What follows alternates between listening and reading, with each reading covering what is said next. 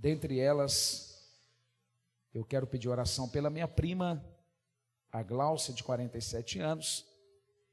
Ela, infelizmente, tentou suicídio há 21 dias atrás. Deus, por misericórdia, poupou a vida dela, mas ela tomou 2 canetas de insulina. É uma expressão técnica, mas o que acontece? Alguém que faz uso de insulina, 2 canetas dá para 30 dias. Ela tomou de uma vezada e bebeu. Ela foi na sorveteria e falou assim com a mulher: acho que eu fiz uma besteira, me dá uma Coca-Cola e um sorvete para mim subir, acho que é a glicose, né? E foi para casa, trancou a porta do quarto. Então desceu demais. A glicose, ela é no mínimo 70, 150. Abaixo disso é perigoso. Já teve gente que já foi para o hospital com 17, ela 40. Então ela estava na UTI, as notícias não eram boas, Deus tirou ela da UTI. Só que o que deu? As células dos neurônios queimaram, não tem como regenerar. O médico falou assim: ela não vai falar, ela não vai mexer nenhuma unha, ela não vai ouvir, ela não vai enxergar. E aí a filha dela, muita fé mesmo, a Thaís. Nós tivemos visitando essa semana, irmãos, para a glória de Deus, ela já está ouvindo e mexendo o corpo todo. Eu orei por ela, parece que manifestou um demônio, então o corpo mexeu todo. Minha mãe entrou e quando ela ouviu a voz de mãe, ela começou a chorar. Então Deus está fazendo algo extraordinário e peço oração por ela em nome de Jesus, amém? Glória a Deus. Salmo 63. Está difícil falar hoje, né? Salmo 63 diz assim: ó Deus, Tu és o meu Deus, de madrugada te buscarei, a minha alma tem sede de Ti, a minha carne te deseja muito em uma terra seca e cansada, onde não há água, para ver a Tua fortaleza e a Tua glória, como te vi no santuário. Porque a Tua graça ou benignidade é melhor do que a vida, os meus lábios te louvarão. Assim eu te bendirei enquanto viver. Em teu nome levantarei as minhas mãos. A minha alma se fartará como de tutano e de gordura, e a minha boca te louvará com alegres lábios. Quando me lembrar de Ti na minha cama e meditar em Ti nas vigílias da noite, porque Tu tens sido o meu auxílio, jubiloso cantarei, refugiado à sombra das Tuas asas. A minha alma Te segue de perto, a Tua destra me sustenta. Mas aqueles que procuram a minha vida para destruírem, irão para as profundezas da terra, cairão a espada, serão uma ração para as raposas. Mas o rei se regozijará em Deus, qualquer que por ele jurar, se gloriará, porque se tapará a boca dos que falam mentira. Pai, no nome de Jesus, fala conosco nessa noite. Pai, fala ao nosso coração. Nós saímos da nossa casa para isso. Nós queremos ouvir o que o Senhor quer falar. Nós não queremos ouvir o que nós queremos apenas de nós mesmos, mas cremos que o Senhor fala através da Tua palavra. Por isso, ilumina-nos, traga-nos através desse texto consolo, conforto, encorajamento, exortação, edificação, transformando-nos por misericórdia e graça e pelo poder da palavra, a imagem de Jesus Cristo, Teu Filho. Oramos pela Gláucia, que ela seja tocada nesta noite, do alto da cabeça às plantas dos pés, que o neurônio dela esteja nas Tuas mãos, e que o Senhor dê novas células para ela, que os diagnósticos dos médicos sejam confundidos, e que o Senhor, que é o médico dos médicos, levante ela daquele leito. Bem como também oramos pela vida do irmão, ó Pai, do diácono Joaquim, que foi acometido por uma enfermidade também. Visita ele agora com cura, arranca desde a raiz toda enfermidade. Senhor, oramos pela nossa irmã Glória, que está na UTI aqui em Ouro Preto. Ministramos cura daqui da igreja. E o Senhor que é tremendo e poderoso, possa dar-lhe saúde. Visita também o Francisco Fernandes, meu Deus, que está no tratamento com câncer. Deus, visita ele agora e muda esse quadro para a glória do teu nome. E se porventura alguém entrou aqui nessa noite também enfermo, que ele seja curado agora, para louvor e para a glória do nome do Senhor. Oramos, cremos nisso em nome de Jesus, e você diz amém. Amém. Pode se assentar, em nome de Jesus, glória a Deus.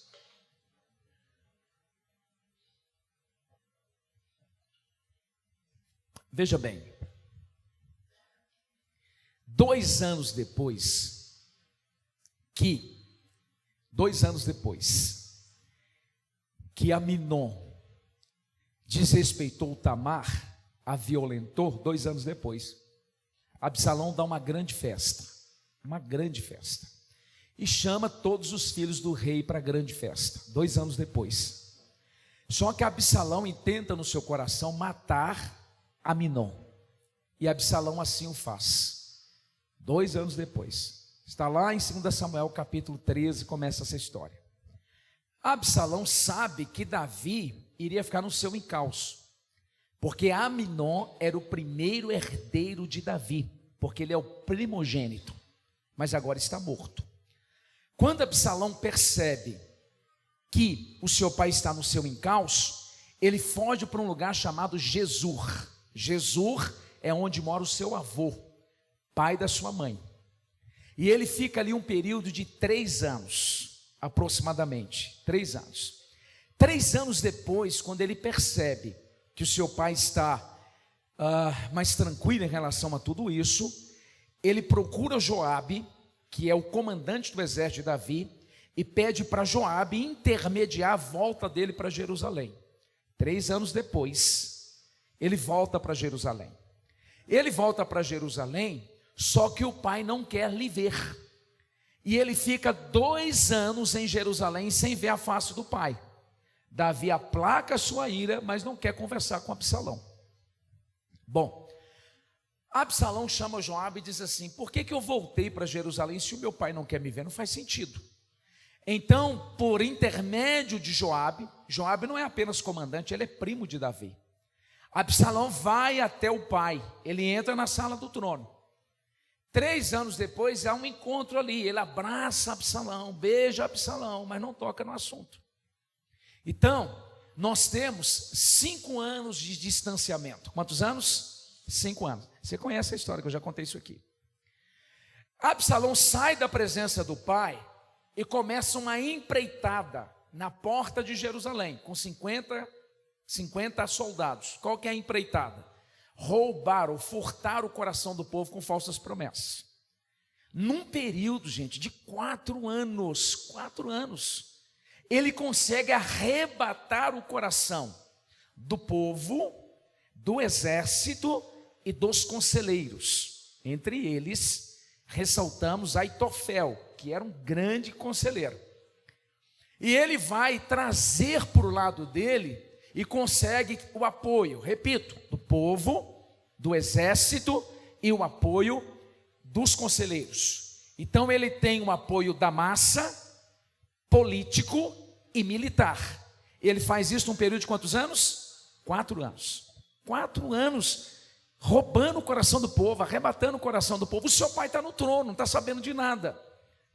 Absalão, depois de 4 anos nessa empreitada, manda uma mensagem para o pai: meu pai, quando eu estava em Gesur, eu fiz um voto a Deus, que se Deus me desse o privilégio de voltar aqui, eu iria oferecer um sacrifício, e eu queria a sua permissão para pagar o voto.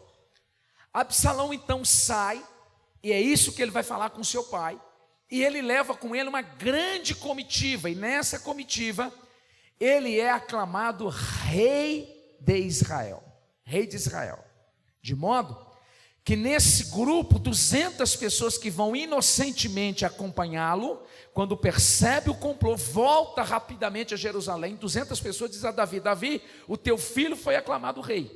Ele tem apoio político, ele tem apoio militar, ele tem apoio do povo, e Aitofel está com ele.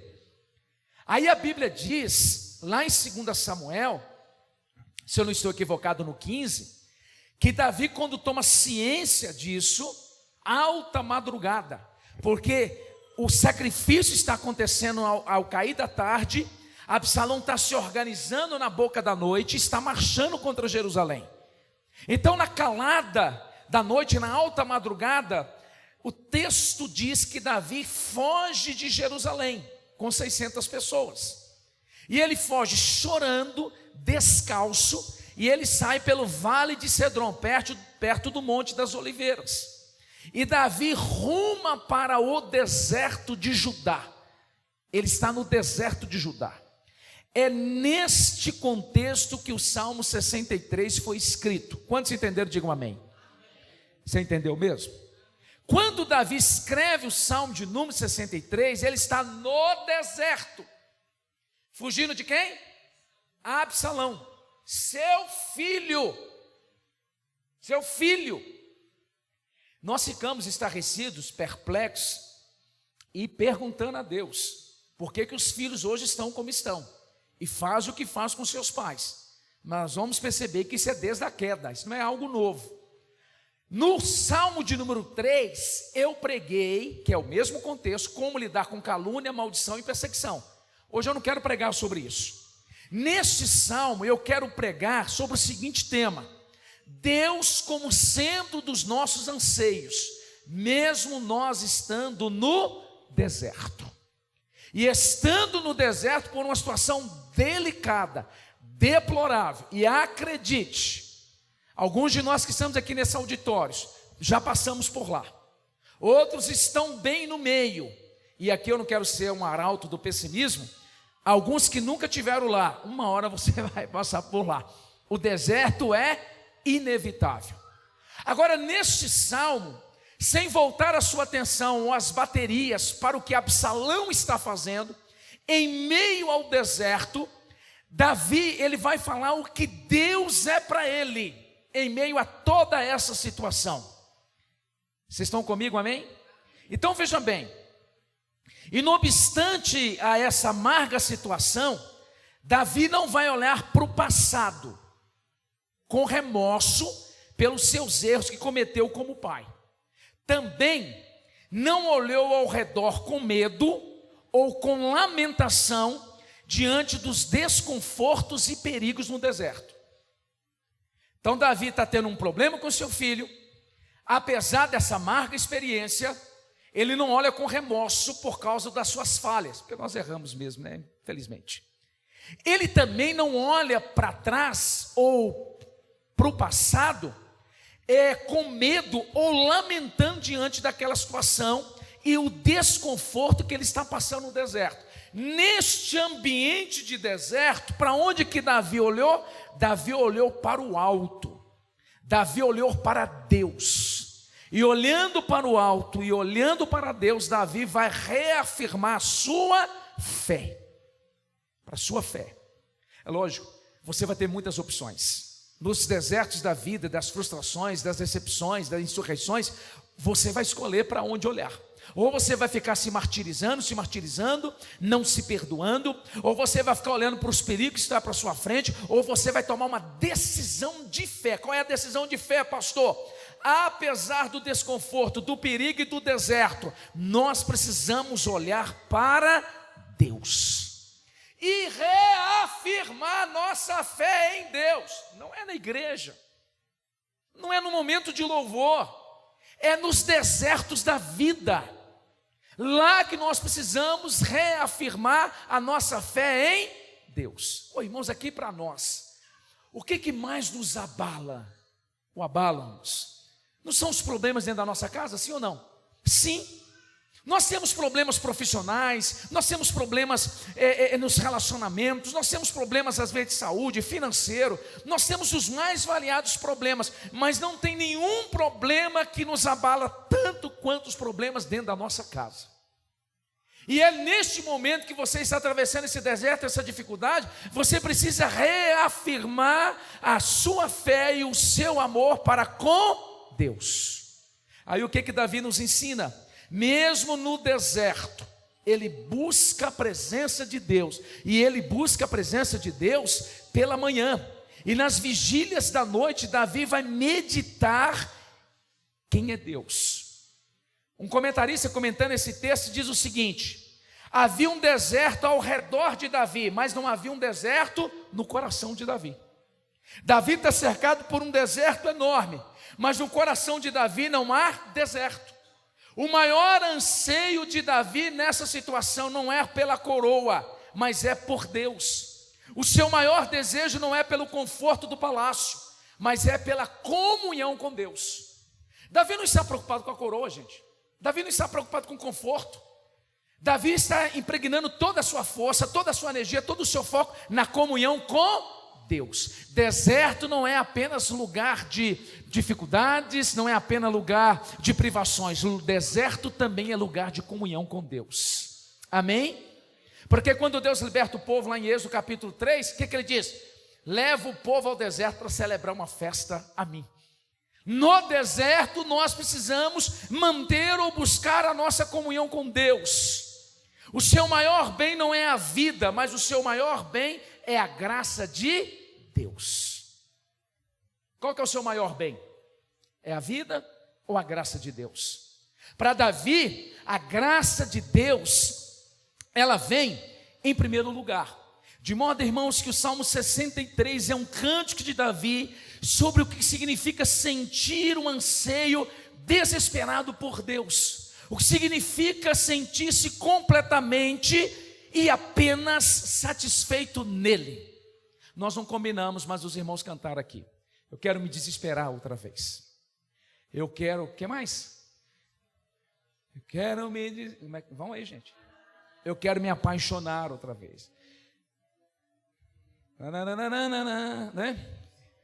Perder o sono outra vez. Aqui não precisa levantar a mão, mas seja sincero. Lá nas recâmaras da sua alma, alguma vez você já se desesperou pela presença de Deus? Desespero pela presença de Deus. Eu vou tentar ajudá-lo a imaginar isso. Sabe quando você está começando a namorar, que você está perdidamente apaixonado? O sujeito está perdido mesmo, porque ele anda a pé daqui a Antônio Pereira para namorar, tem que estar perdido, né? Não está aqui nessa noite, mas ele dorme até na rodoviária de uma cidade. Está transmitindo esse culto não, né? Então, faz loucuras. Você sabe o que é isso. Quem aqui, por outro lado, já esteve apaixonado? Eu não estive, eu estou, então não tem como, né, entrar nesse negócio. Quem aqui já esteve apaixonado? Levanta a mão, não tenha vergonha, eu estou falando dessa paixão. Nós já tivemos apaixonados. Então você já se desesperou por Deus, a ponto desse desespero levar a você encontrar satisfação apenas em Deus. Porque se a minha satisfação está em Deus, não importa se eu estou no deserto, se eu estou no vale ou se eu estou no manancial. Se o meu prazer está em Deus, até o deserto se torna um ambiente de céu. Amém? Então o que Davi vai dizer? Davi vai dizer que o seu maior desejo é Deus. Olha o verso 1. Ó Deus, Tu és o meu Deus, de madrugada te buscarei, a minha alma tem sede de Ti, a minha carne te deseja muito em uma terra seca e cansada, onde não há água. O maior desejo desse sujeito é da presença de Deus. Ele já está velho, ele está fugindo do seu filho para o deserto de Judá, ele deixa para trás palácio, templo, coroa, conforto, casa real, ele está habitando nas tendas do deserto, sendo alvo de uma dolorosa conspiração. Mas nesse cenário cinzento, o que Davi faz? Ele expressa o seu anseio por Deus. Ele não permite que esse cenário de dificuldade venha interpor entre ele e a sua comunhão com Deus. E muitos de nós, irmãos, permitimos, por muito menos. Muitos de nós permitimos por muito menos que algo interponha entre nós e Deus. Muitos de nós recuamos no nosso relacionamento com Deus em detrimento a alguns desertos. Davi não, embora ele deixe tudo para trás, embora ele está numa tenda improvisada, no meio do deserto, de uma tenda improvisada, descalço, com o exército no seu encalço, o seu filho em rebelião, ele diz assim: a minha alma anseia por Ti, ó Deus. Glorioso, isso é libertador, libertador. E alguém comentando esse texto diz o seguinte: o anseio que se expressa aqui não é o tatear de um estranho que procura achar Deus. Davi não está desesperado como se fosse assim: Deus, cadê o Senhor? Não é isso. Esse anseio aqui é a impaciência de um amigo, de alguém que ama, para estar em contato com aquele que tanto preza.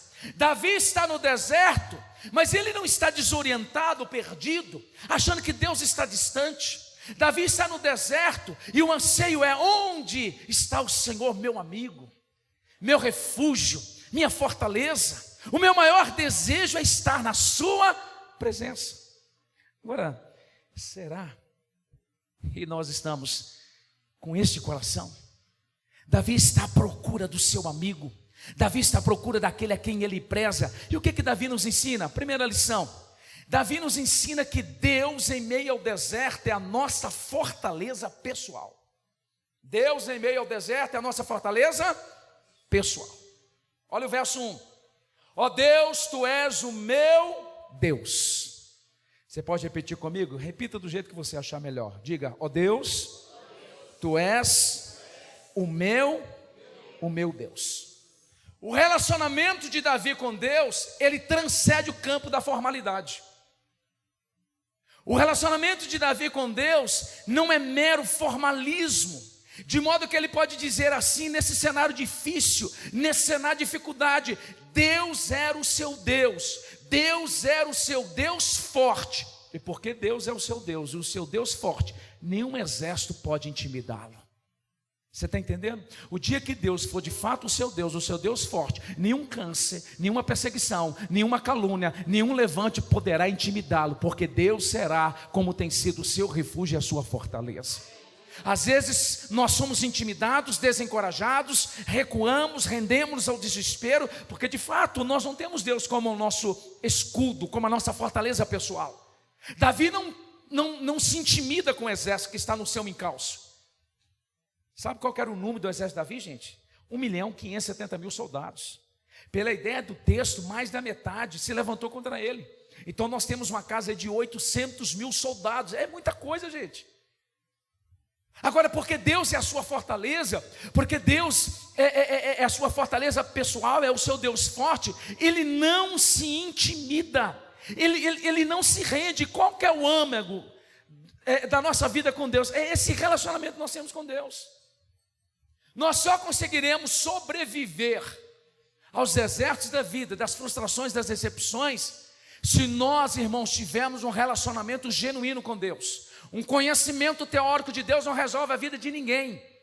Há muitos na igreja que têm um conhecimento teórico, mas não têm um conhecimento experimental. Há muitos que têm luz demais na mente, mas falta fogo no coração. Há muitos que conhecem Deus no campo da intelectualidade, mas falta experiência com Deus. Teoria de Deus não muda ninguém, não. Conhecimento apenas por conhecimento não transforma, não. Nós precisamos experimentar o Deus o qual nós falamos que nós servimos. Não adianta nós queremos só conhecer e não buscarmos essa experiência, não buscarmos, irmãos, conhecer o Deus que nós servimos. Porque quando nós conhecemos o Deus que nós servimos, os ateus vão dizer assim: não existe Deus. Os pagãos vão cultuar outros deuses, mas nós não. Nós diremos em meio às lágrimas dos desertos: o meu Deus é a minha fortaleza, o meu refúgio, é aquele que me protege em dias difíceis. Então nós temos que romper com esse conhecimento teórico. E não se engane, gente. Não, eu não posso me enganar. Eu posso talvez viver a vida cristã toda sem nunca experimentar Deus. Jó é alguém com essa perspectiva. Jó, em um dado momento, ele chega dizendo no 42, eu não sei se é o 2:5, antes eu te conhecia só de ouvir, hoje os meus olhos. Você tem que sair do campo da teoria. É bom conhecer? Precisamos conhecer. Nós vimos a importância do conhecimento hoje aqui de manhã. Mas nós precisamos experimentar Deus. Deus é a nossa fortaleza pessoal. Então eu queria que diante dos vales, dos desertos da vida, você saísse aqui nessa noite dizendo: ó Deus, Tu és o meu Deus. Amém? Glória a Deus. Segundo lugar, Davi nos ensina que Deus precisa ser a nossa maior aspiração. A nossa maior aspiração. Olha olha o B. Ó Deus, tu és o meu Deus. Ouça agora. De madrugada te buscarei. A minha alma tem sede de ti. A minha carne te deseja muito em uma terra seca e cansada, onde não há água. Davi tinha Deus como a sua maior, irmãos, aspiração. É interessante, eu estudando lá em casa hoje à tarde, essa palavra buscar, em hebraico, vem de um substantivo que significa aurora. Preste muita atenção nisso. E por causa dessa conexão, aurora, muitas versões têm traduzido assim: buscar cedo. Buscar cedo. Deus era prioridade de Davi. Deus estava no topo da agenda de Davi. Davi o busca cedo, Davi o busca desde a manhã. O que isso também significa?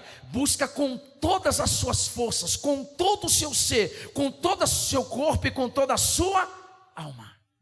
De manhã nós não estamos mais dispostos, sim ou não? De manhã nós estamos com mais energia. Então Davi pela manhã ele busca Deus com toda a força, ele busca Deus com toda a sua alma. E tem uma promessa, gente. Jeremias capítulo 29, verso 13: buscar-me-eis e me achareis, quando me buscardes de todo o vosso coração, diz o Senhor. A pergunta é: qual foi a última vez que você buscou Deus com todas as forças? Qual foi a última vez que você buscou Deus com todo o seu ser? Qual foi a última vez que você buscou Deus de corpo e alma? Irmão, você entrou na presença de Deus e entrou desesperado, e entrou determinado, e entrou tipo assim: Deus, eu não saio daqui, eu não arredo o pé enquanto eu não te encontrar. Qual foi a última vez que buscamos Deus de fato e de verdade? Sabe o que é o glorioso, irmãos? Quem assim se posiciona no fim do clamor, encontra o Deus Todo-Poderoso. Nós precisamos buscar a Deus, amados, com essa força, com essa alma, com esse desejo. A alma de Davi não tem sede de riqueza, mas de Deus. Não tem sede de coroa ou de poder, mas de Deus. Até mesmo o seu corpo almeja Deus, como a terra que está árida e exausta, que quer água. Davi, ele quer Deus. Davi não está preocupado com coroa, com riqueza, com títulos, com prestígios. O anseio de Davi é o Senhor, é encontrar o Senhor. A nossa maior miséria é que temos tão pouca sede por Deus. A nossa miséria é que nós temos tão pouca sede de Deus e das coisas de Deus. Alguém disse com muita propriedade assim: é de admirar que os crentes não tenham cada vez mais sede de Deus e as coisas do reino. Charles Schindler diz assim: terra seca e cansada é um retrato vivido em um ambiente que Davi estava no deserto de Judá, bem como no nosso mundo atual. Pouquíssimos cristãos, raríssimos, estão vivendo acima da opressão diária, da atividade. Muitos hoje estão cativados por coletar coisas, armazenar coisas, e então procurar mais coisas. E o resultado disso é que as suas casas estão entulhadas, e a sua alma está pobre. Nós estamos atrás de coisas, amontoar coisas, acumular coisas, e você olha para a sua conta bancária, está uma bênção. Você olha para os seus celeiros, está uma bênção. Coisas e mais coisas, a ponto de estar tudo entulhado, ao passo que a sua alma, e talvez a minha alma, está cada dia mais vazia de Deus. Isso é triste, gente. Isso é triste, porque isso é o retrato de muitos de nós. Nós colocamos força, energia, capacidade, habilidade atrás dessas coisas, quando na verdade o bom mestre falara no capítulo 6, verso 33, mandando-nos reorganizar as prioridades da vida. Não vos preocupeis com o que comer, com o que beber, com o que vestir, porque o vosso Pai Celeste sabe das vossas necessidades. Olhai para os lírios do campo, nem Salomão vestiu como eles. Olhai para os pássaros, Deus cuida de cada um deles. Não sabeis que o vosso Pai cuida de vós? Mas buscai em primeiro lugar o reino de Deus e a sua, e as demais coisas vos serão acrescentadas. Falta-nos fome, falta-nos sede. Irmão, nós precisamos, irmãos, desesperadamente a começar em mim, pedir: Deus me dê fome, Deus me dê fome, Deus me dê fome da sua presença. Nós perdemos apetite pelo pão do céu, gente. Gente, nós estamos perdendo sede da água da vida e estamos nos acostumando com isso. Nós estamos satisfeitos com o nosso bolso, nós estamos satisfeitos com aquilo que está na nossa mesa, nós estamos satisfeitos com aquilo que está na nossa conta, quando na verdade, irmãos, pastor, mas tem problema? Não, amado, está ocupando o lugar errado. Tomara que Deus lhe abençoe, tomara que Deus lhe faça prosperar, mas que a sua sede, o seu foco, o seu desejo, o seu anseio seja por acumular experiência, intimidade, comunhão e relacionamento com Deus. Será que muitos de nós estamos ricos aos olhos dos homens e pobres aos olhos de Deus? Tem contra ti, Laodiceia. Tu dizes: eu sou rica, bastarda, não tenho falta de nada. Não sabe que você é pobre, você é cega, você é nua. Aconselho-te que de mim compre ouro, vestes e colírio para os teus olhos. Irmãos, o dono dessa igreja, que nos exorta nessa noite, que nos constrange com a sua palavra, talvez fere-nos com uma palavra ou outra, mas ele diz assim: quem assim está, não se desespere, não desista, porque o Deus que dá diagnóstico é o Deus que dá remédio. Em Deus nós podemos ser restaurados.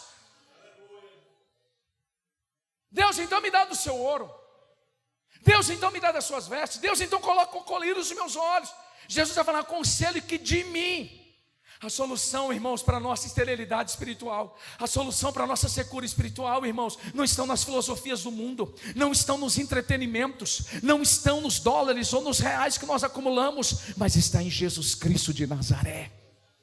Deus quer que sejamos cheios da tua graça, cheios do teu poder. Quantos estão entendendo? Digam amém.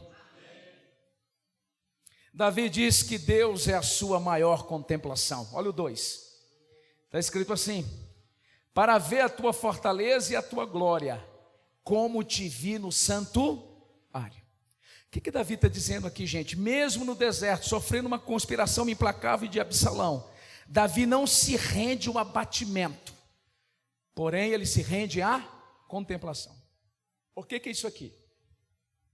O que Davi busca aqui? Força, poder e graça de Deus.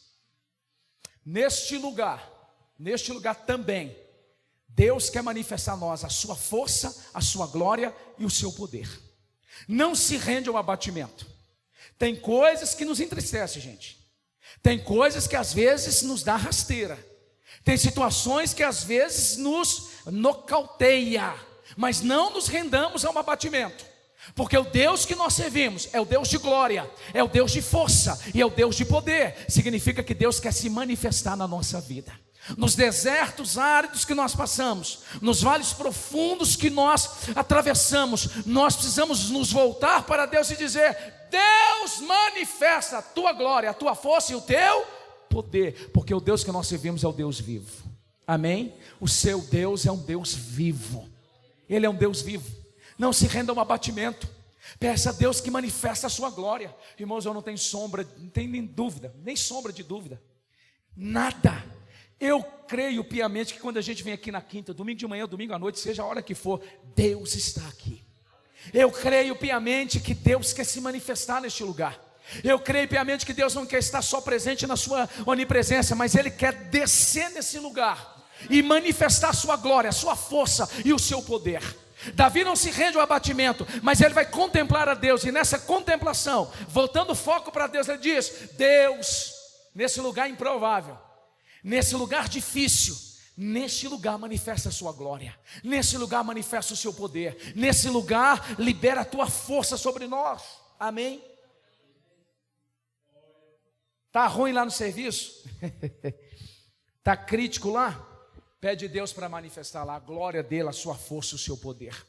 Amém? Você vai ficar assim: ô menino ingrato, tá querendo me matar. Deus também se esqueceu de mim. Vira o disco, gente. Geração dos anos 70 sabe o que eu estou falando. Geração de 2023, passa para a próxima playlist. Sai dessa. Pede Deus para manifestar a glória e o poder dele. Amém?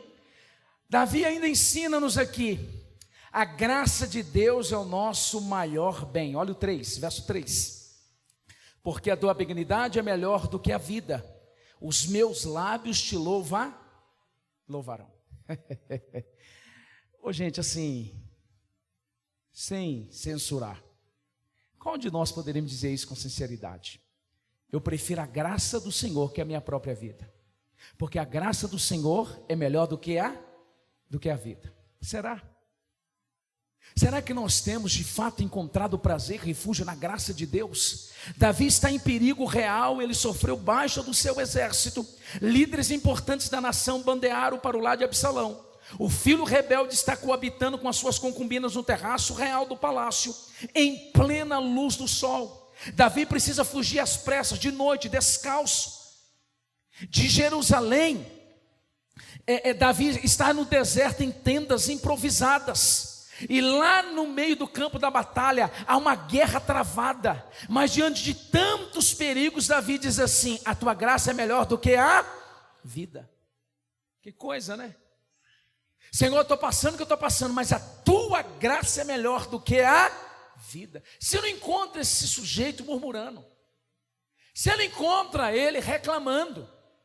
Ele está dizendo que a graça dele é melhor do que a vida. Esse homem deseja de tal maneira Deus, que o seu prazer não está na vida, mas na graça de Deus. Sabe o que nós precisamos, gente? Graça de Deus. Nós precisamos de graça de Deus. Não é que Deus nos tire do olho do furacão, mas é que Deus nos dê graça para atravessar o olho do furacão. Não é que Deus nos remova dos vales, das tempestades, mas Ele que nos dê graça para suportarmos. Desculpa não te falar nessa noite que Deus vai te tirar do deserto. Talvez eu até ore o contrário, que Deus te mantenha lá mais um tempo. Não só você, mas a mim. Para me aprender a depender da graça de Deus em dias difíceis. Falar da graça de Deus quando tudo está indo bem, nós falamos. Agora, depender da graça de Deus quando tudo está mal, nós precisamos aprender com Davi. Mesmo sobre essas circunstâncias tão medonhas, ele abre os seus lábios para louvar a Deus. A verdadeira estimativa de Davi é testificada, amados, por tantos outros que enfrentaram o que ele enfrentou. Como o apóstolo Paulo, que olha para Deus e diz assim: a minha graça te basta. Ô irmãos, vai cantar lá basura e anda lá barras. Irmãos, se a graça de Deus estiver sobre você, se aguenta a pancada. Se a graça de Deus estiver sobre você, se aguenta perseguição. Se a graça de Deus estiver sobre você, você enfrenta Golias. Se a graça de Deus está sobre você, você atravessa os mares vermelhos da vida. Se a graça de Deus estiver sobre você, você está num ambiente mais sólido, mais seguro da manifestação do cuidado e da glória de Deus e do favor de Deus. Nós precisamos da graça. E eu sei que eu não estou pregando para as paredes. Eu quero nessa noite, vai cantar lá basura e andar lá marras, dizer para algumas pessoas que estão aqui, dizendo para Deus que já não aguenta mais. Você aguenta, meu irmão, porque Deus vai liberar sobre a tua vida nessa noite uma graça como nunca. Deus está liberando sobre a tua vida nessa noite força como nunca. Deus está liberando nessa noite o poder do alto como nunca. O que Deus está liberando sobre a tua vida é graça sobre graça. Você vai sobreviver, você vai atravessar o deserto, porque a graça de Deus está liberada sobre a tua vida. Como que você dá conta? Eu não dou, é a graça de Deus. Alguém um dia, eu estava orando aqui, 2017, esse profeta me desanimou. A pessoa entrou, e eu tomei um susto, porque eu orava sozinho. Colocou a mão no meu ombro, eu quase fui arrebatado de susto. Eu virei assim, não, você está orando sozinho, você não pensa nem que é um anjo, né? Quando eu olhei, a pessoa começou a falar. Aí a pessoa falou. e falou que aqui era um cemitério de pastor. Já viu, eu estou orando, me ajuda aí. Não quer que eu ore, não? Eu estou cansado de ouvir isso aqui em Ouro Preto, gente. Aqui pode ser o que for, mas se a graça de Deus estiver sobre a Pibinop, e a graça de Deus está sobre essa igreja é testemunha da graça de Deus. Irmãos, são décadas e décadas que aquela porta nunca fechou, e não fechará, porque a graça de Deus está sobre essa igreja. A graça de Deus está sobre essa igreja. É disso que nós precisamos. Pastor, está difícil lá em casa, mas a graça de Deus está sobre a tua vida, varão. Está difícil com os meus filhos, a graça de Deus está sobre a tua vida, varoa. Está difícil lá no ambiente de trabalho, mas a graça de Deus está sobre a tua vida. O que nós precisamos é da graça de Deus. E Deus diz nessa noite: igreja do Senhor em Ouro Preto, a minha graça te basta. Olha Paulo, 20 e 24 de Atos: porém nada considero a minha vida por preciosa para mim mesmo, contanto que complete a carreira e o ministério que recebi do Senhor Jesus, para testemunhar o evangelho da graça de Deus. Habitar com Deus é melhor do que a vida. É melhor do que a vida. Não tem nada melhor do que a presença de Deus. Viver em paz em um palácio, com saúde, com honra, com riqueza, com prazer. Sim, 1000 vidas como esta não são iguais à vida eterna que há no sorriso do Senhor Jesus, em que verdadeiramente vivemos, nos movemos e existimos. Nós precisamos da graça de Deus. Sabe, irmão, nós já derramamos muitas lágrimas, irmãos. Todos nós aqui nesse auditório. E é triste pensar que nós vamos derramar mais. Irmão, nós passamos lutas, tribulações, tantas coisas, e passaremos. Mas enquanto a graça de Deus estiver sobre nós, nós prevaleceremos em nome de Jesus. E essa graça não apenas sustenta, essa graça capacita, amados irmãos, para vivermos de glória em glória, de vitória em vitória. Amém? Vamos terminar, né? 5º lugar. Objeto do nosso constante louvor, verso 4, é Deus. Assim te bendirei enquanto viver, em teu nome levantarei as minhas mãos. Você tem esse ato no culto? Levantar a mão? Em ato de adoração? Você sabe o que significa isso?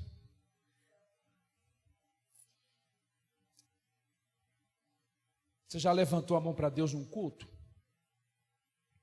Davi está dizendo: Deus é o objeto do seu constante louvor. Por causa da graça, o dom imerecido de Deus, Davi compreende que o seu dever é bendizer a Deus todos os dias da sua vida. Irmão, você quer ver Deus feliz? É você tendo motivo para chorar e sorrir na presença de Deus. Não tem problema chorar não, gente, é gostoso, né? Chorar na presença de Deus, tocado por Deus, não é cura, é cura. Sabe o que é tirar um sorriso de Deus? É você ter todos os motivos para reclamar e você dizer: louvado seja Deus. É como o Jó que perde tudo, diz assim: nu saí da minha mãe, nu voltarei para lá. Qual que é a outra parte? Deus me deu, Deus tirou. Qual que é a terceira parte? Vocês estão igual eu, né? Esqueceu do negócio. Bendito seja o nome do Senhor. Davi entende, irmãos, que Deus é o objeto do seu constante louvor. Sua estabilidade no trono pode ser interrompida, mas não o seu louvor. Não o seu louvor. Talvez as portas fecharam para você, mas você pode continuar louvando. Talvez algumas situações saíram do controle, está inadministráveis, mas você pode continuar louvando. Ninguém pode interromper o louvor. A Bíblia diz lá em Atos capítulo 16, nós conhecemos muito bem a história. Paulo e Silas, perto da meia-noite, oravam e cantavam louvores a Deus. Não deixe que nada, nem ninguém tire dos seus lábios o louvor a Deus. Amém? Louve a Deus em todo o tempo, irmãos. Pode ser que num louvor desses Deus envie um terremoto, quebra as cadeias, quebra os grilhões, quebra as fortalezas, e você receba o livramento da parte do Senhor. Amém? Muito bem. Levantar as mãos em nome de Deus é um sinal, como diz as irmãs aqui, de rendição e adoração. Quando você levanta as mãos no ambiente da sua casa, no culto público, no momento do louvor, você está se rendendo ao Senhor. Você está se consagrando ao Senhor. Você está se entregando por inteiro ao Senhor.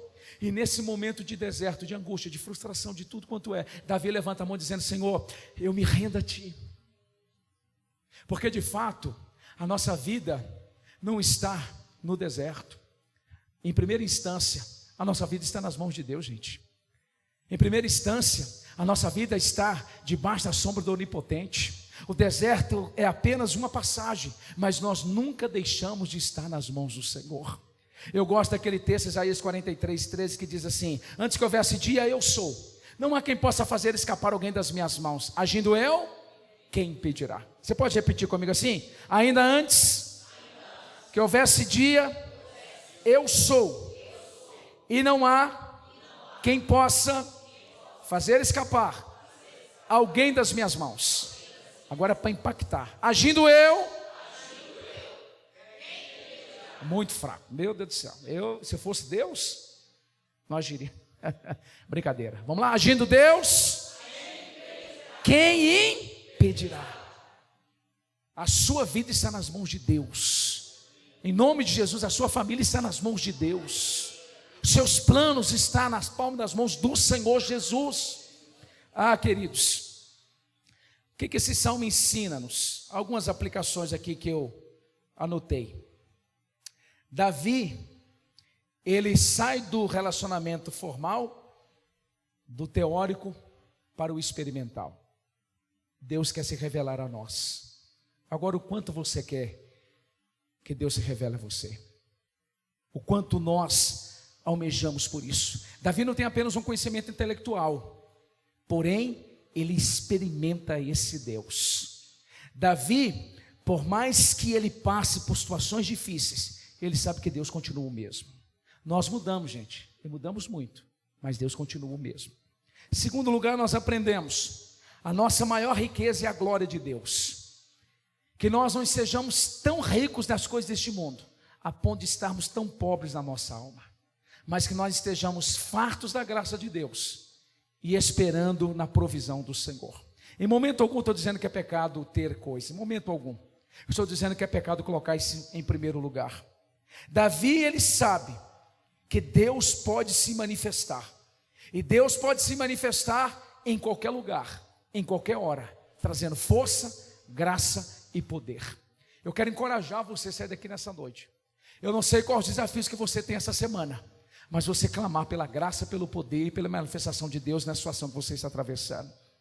E eu finalizo nessa noite para nós orar. O que adianta ter tudo e ser desprovido da graça de Deus? O que adianta? Eu conheço pessoas ricas, tem uma expressão até estranha, né? Podre de ricas, mas não tem a graça de Deus.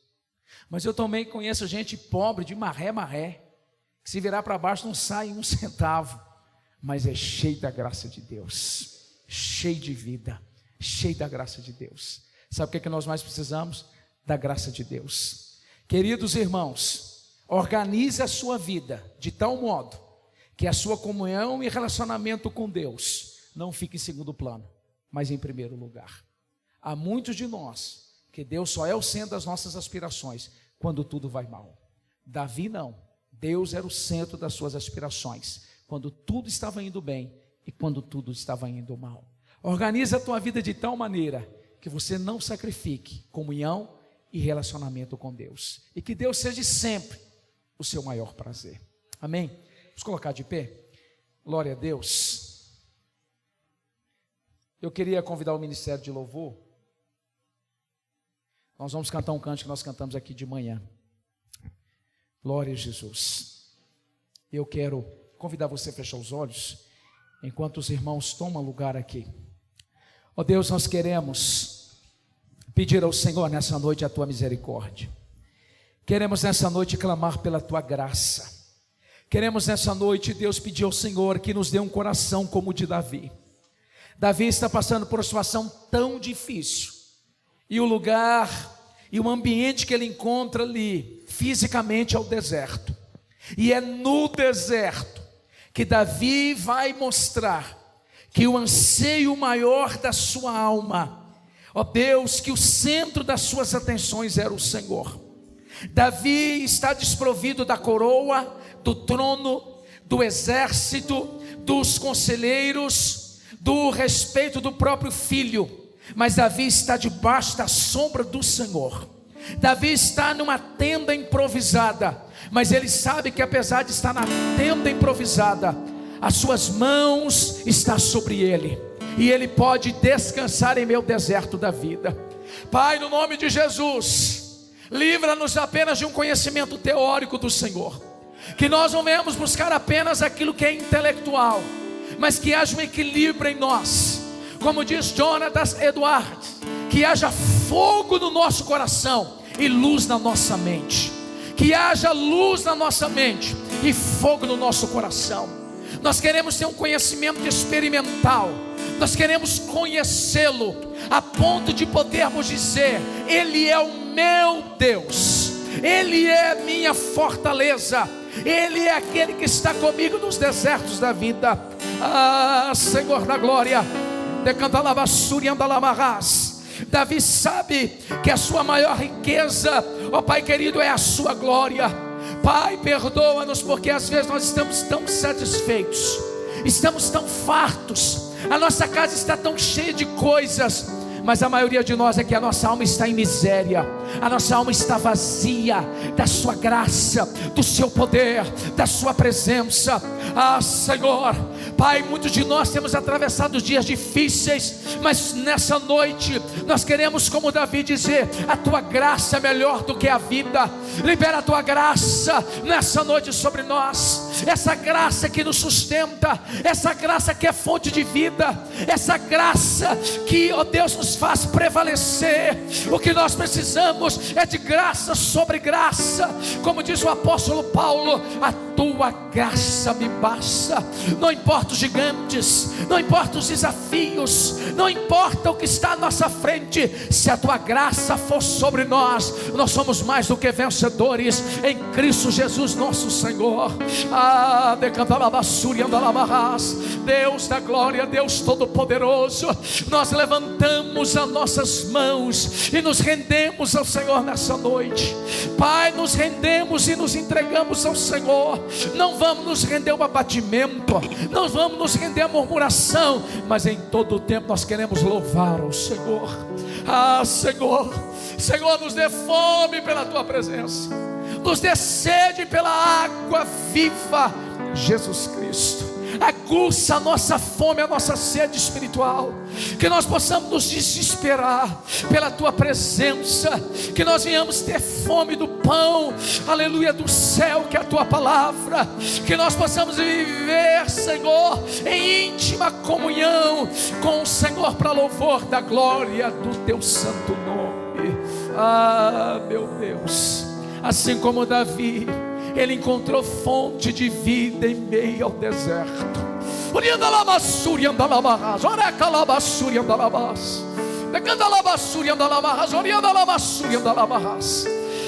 Que o teu Espírito faça jorrar águas vivas no interior dessa mulher e deste homem. Deus,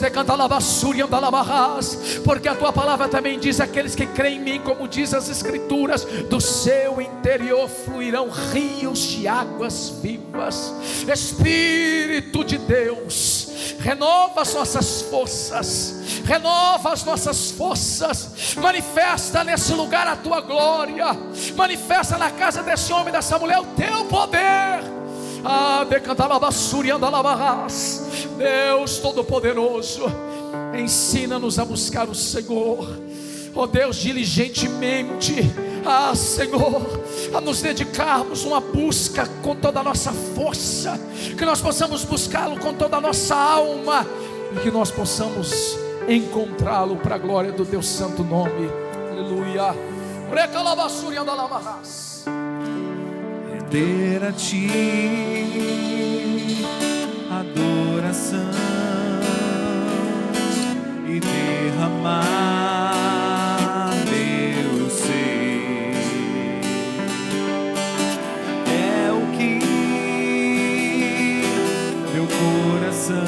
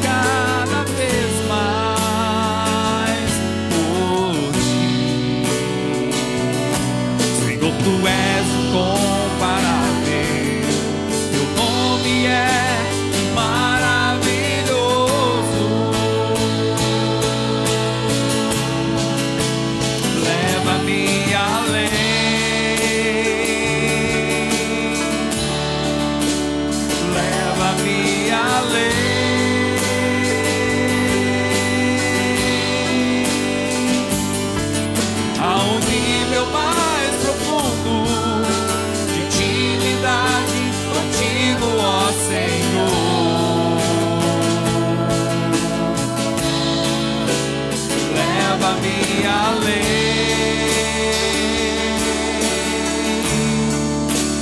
leva-me além.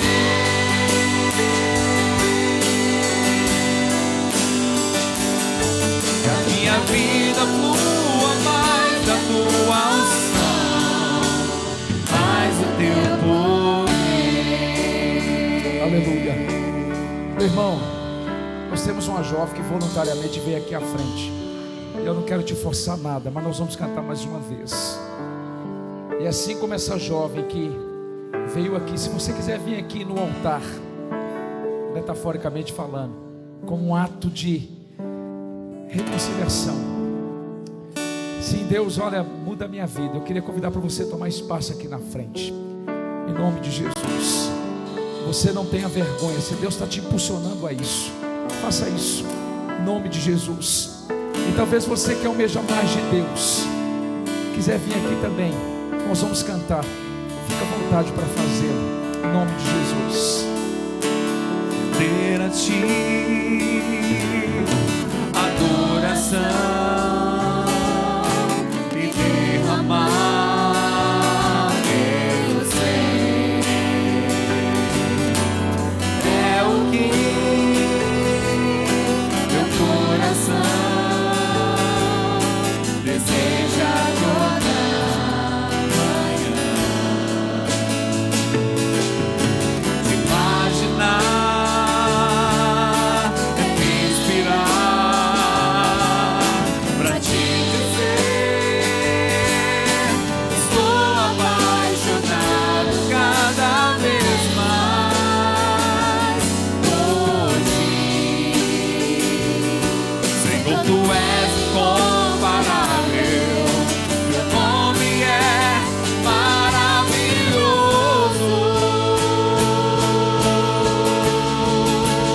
Leva-me além,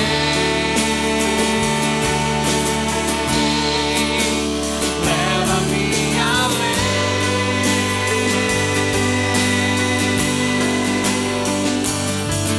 a um nível mais profundo, intimidade contigo, ó Senhor. Leva-me além,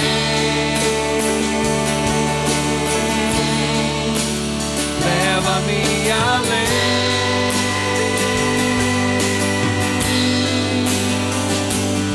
Que a minha vida flua mais da tua unção, mais o teu poder. Leva-me além. Leva-me além. Cante isso com todo o seu coração. Decanta lá basura e anda lá barras. Leva-me além. Espírito de Deus, que haja um batismo de quebrantamento aqui, Espírito Santo. Canta lá basura e anda lá A um barras. nível mais Leva-nos sim, profundo, Espírito de Deus. intimidade Leva-nos sim, Espírito contigo, Santo. ó Senhor. Leva, Deus. Leva-nos, Jesus. Leva-me além,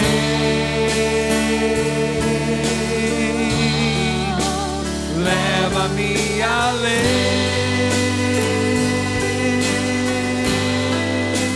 Que a minha vida Que a minha vida flua mais da tua unção, mais o teu poder. só a igreja sem instrumentos, sem alto e bom som. Leva-me além. Leva-me além,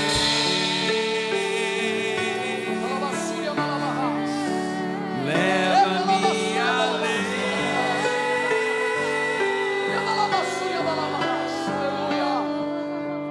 a um nível mais profundo de intimidade contigo, ó Senhor. Oh, leva-me, aleluia. Leva-me além,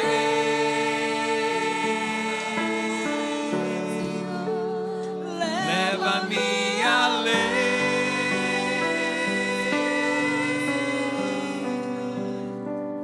Que a minha vida flua mais da tua unção, mais o teu poder.